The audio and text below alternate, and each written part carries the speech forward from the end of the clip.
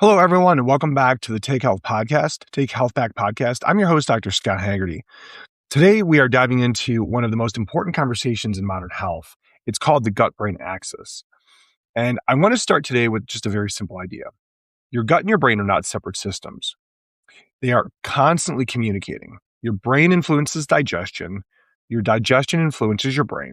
Your immune system influences both.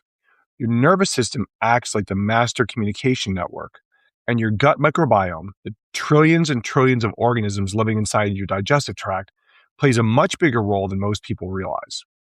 When we talk about mood, it's behavior, anxiety, sleep, inflammation, emotion, fatigue, digestive issues, or neurodevelopmental struggles, we have to stop thinking in isolated categories. The body is not a collection of separate parts.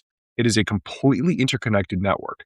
And one of the most important connections in that network is most definitely the gut-brain axis.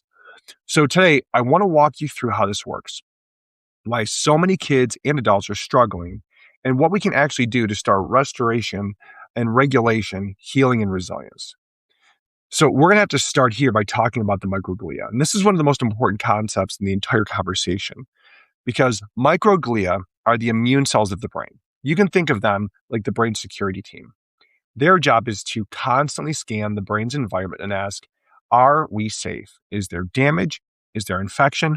Or is there inflammation? Is there something we need to clean up here or to protect against?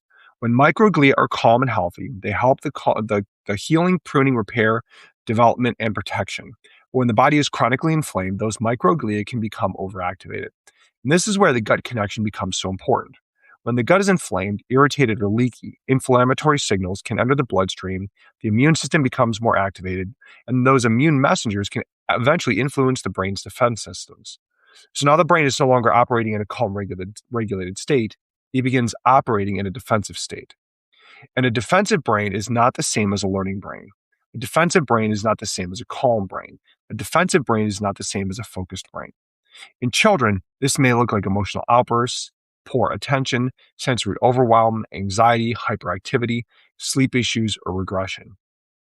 In adults, it may look like brain fog, fatigue, headaches, anxiety, depression, poor motivation, or even burnout. This is why gut inflammation is not just a stomach issue.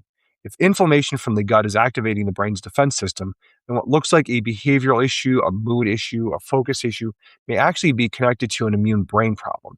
And that changes the entire conversation. So now this slide asks a question that so many parents and adults are asking right now. And it's pretty simple.